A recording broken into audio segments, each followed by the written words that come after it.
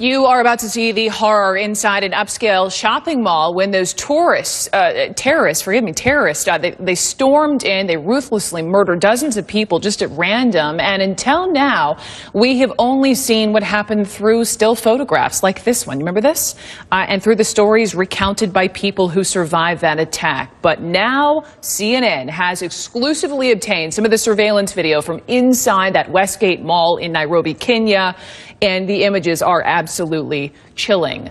Much of the video, I just want to warn you, it's tough to watch. It's definitely not suitable for kids. So if you have little ones in the room, get them out. It is important, though, to show the depravity of these terrorists, their total indifference to human life, their lack of hesitation in ending it altogether. CNN's Nimal Bagger has been going through hours and hours of this video, and so today she reports on what we've learned about that horrendous Saturday less than 1 month ago.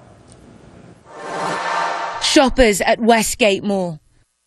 This is the scene moments before the Al-Shabaab attack.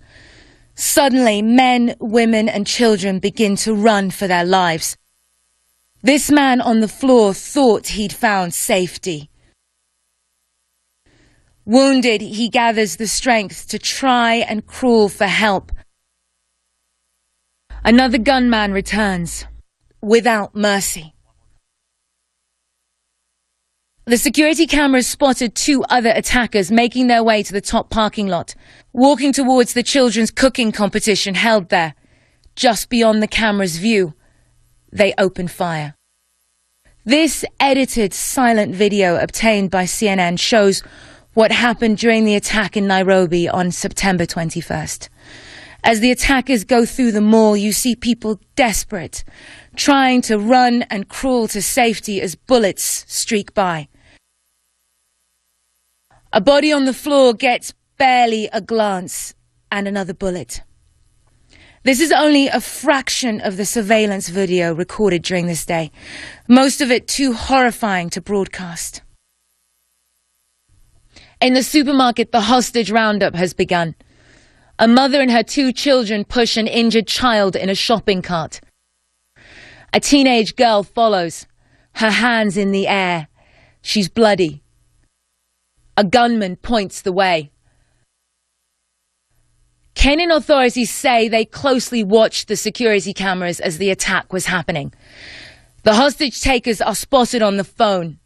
Authorities believe they are receiving instructions from outside the mall. Here, one of them even appears to look for surveillance cameras. Only 4 attackers are seen in the video. There are long periods of time where they appear almost relaxed. At one point, the attackers take turns for prayers.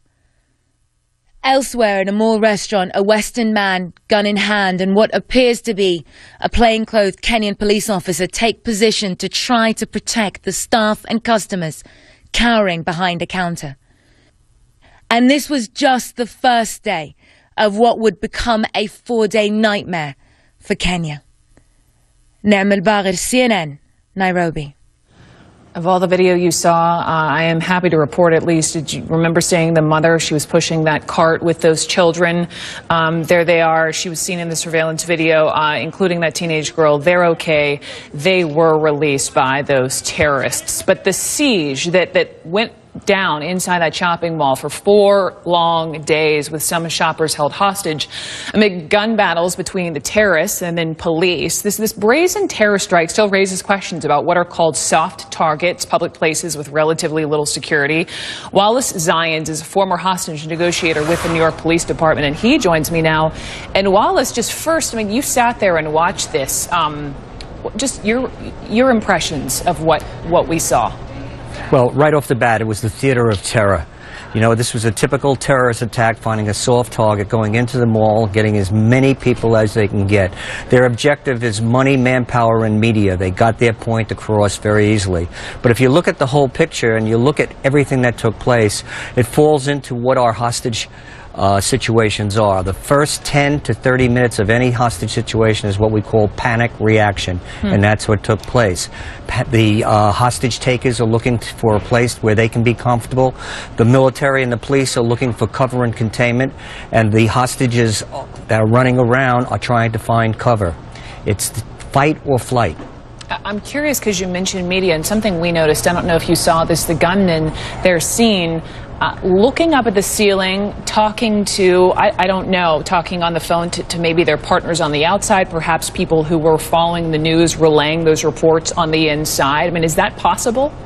Absolutely possible. You know, keep in mind, way back in, remember the Olympics that happened when the terrorists came in, the Munich Olympics. It was the same thing. It was the theater of terror. The hostage takers were the stars, the police and army and the hostages were the co-stars, and the world was the audience. And this is what the point they wanted to get across to the world. And this took days, and they didn't care. Keep in mind, if they get killed, they are martyrs, you know, so they win one way or the other. But in a situation like this, there are steps that can be taken. What do you do if you find yourself inside? Well, if you find yourself, you've been taken hostage, one of the most important things, number one, you treat the hostage taker or takers as royalty.